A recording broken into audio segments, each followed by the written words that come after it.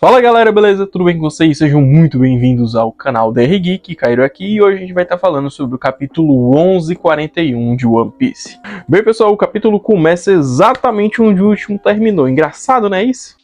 É claro! Onde nós vemos Luffy encarando o Scooper Gaban para pegar a chave que liberta o Lock. E uma coisa muito interessante que a gente prestou atenção aqui é que como o Scooper Gaban ele é ágil em certas batalhas, e ele meio que tira um pouco o sarro do Luffy, fala sobre o chapéu dele, essas coisas. Só que isso não é tão interessante. O que eu achei mais interessante é que o Scooper Gaban ele utiliza um golpe até bem que poderoso, chamado Yoso Takeru. Ele meio que junta os seus dois machados e fecha como se fossem um X, e é um ataque imbuído em Haki, e ataques imbuídos em Haki eles levam muito dano ao usuário que levou esse golpe, principalmente se esse usuário estiver utilizando uma fruta. Só que assim, o Zoro ele tem uma percepção tão boa com o Haki da observação que ele percebe isso e ele manda o Luffy desviar na hora.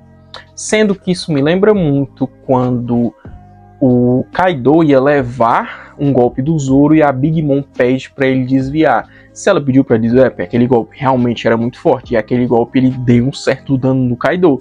Ou seja, o Zoro ele tá com uma percepção muito boa de poder mesmo, de saber o que é que vai dar um dano ou não. Isso aqui lembra uma coisa muito interessante para vocês. O Haki ele vence tudo. E golpes imbuídos de Haki mais ainda. E golpes imbuídos de Haki com lâminas é o que mais importa nesse sentido. Porque os golpes mais fortes da obra, no caso o Kamusari, que ele foi utilizado pelo Roger e pelo Shanks, eles são golpes de espadas.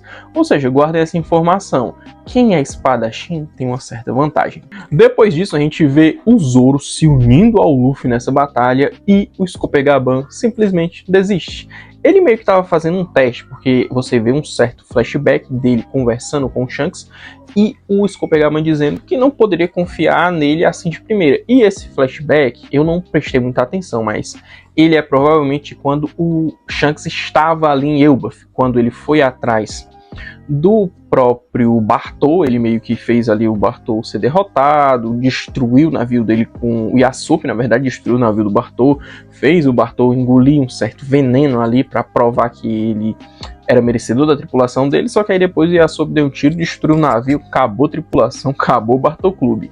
Só que aquilo, naquele momento o Shanks pode ter ido lá no Scooper Gaban falar do Luffy, da mesma forma que ele falou pro Ray. E aqui a gente vai para a parte mais interessante do capítulo.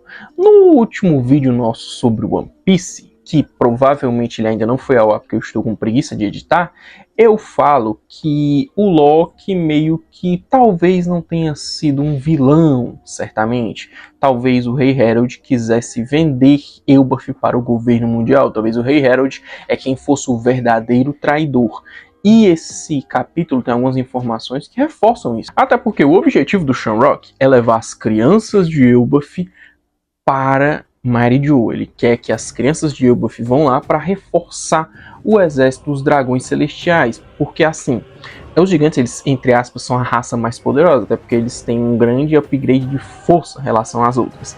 E Elbaf não é aliada ao governo mundial. E quando o Loki assassina o Rei Herald, provavelmente deve ser porque o Rei Herald queria entregar Elbaf nas mãos do governo mundial. Então assim, acontece que a Gunko, ela abre um dos portais que eles chamam de abismo. A gente tem essa informação aqui agora, que esses portais que o próprio Saturno utilizou lá em Egghead, eles se chamam abismo, e desse abismo saem dois seres deveras interessantes.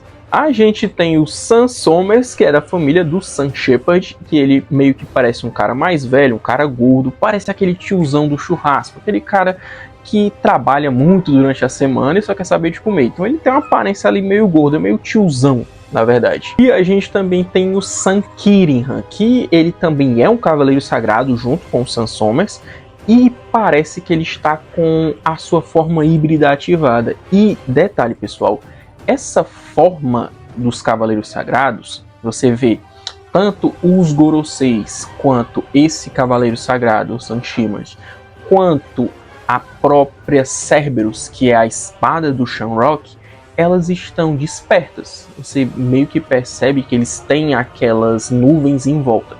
do mesmo jeito que tem no Luffy. No próprio Rob Lucci, ali durante o arco de Eugeo, você vê essas nuvens em volta e você só dá a entender que eles têm a Akuma no Mi desperta, então eles realmente são bem poderosos. Não é à toa que eles são os Cavaleiros Sagrados. É então que o Shamrock passa as informações para eles, dizendo que eles vão ter que capturar as crianças e levarem à força, e a gente tem uma certa explicação sobre o abismo. O abismo ele só funciona para quem tem uma certa marca. Que marca é essa? Você vê que o Sans Sommers ele tem uma certa marca no braço dele, e talvez ele pode dizer que é essa marca. Eu não sei, não vou confirmar nada aqui, mas assim, essa pode ser a marca que ele está dizendo. Só que assim, quem é que coloca essa marca? É o Imusama? É o Garlin? É a Gunko? Quem é que faz essa marca? Quem é que ensinou eles a utilizarem o abismo?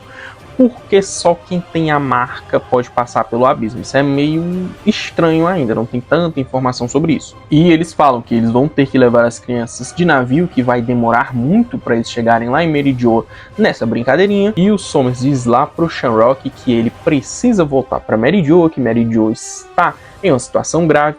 Por quê? Porque os revolucionários eles estão minando Meridior. Meridior ela fica em cima da headline, então assim, existem postos de captação de alimentos e recursos, ou seja, eles estão minando tudo isso para que os dragões celestiais morram de fome. A gente já viu nos capítulos anteriores que os revolucionários estão fazendo isso, estão fazendo os dragões celestiais perderem os seus fornecedores de alimentos. E voltando a falar do abismo, eu vou logo falar que tá surgindo muita teoria dizendo é por isso que o Shanks deixou o Rei do Mar engolir o braço dele e tal, mas galera, o Shanks não tinha nenhuma marca no braço.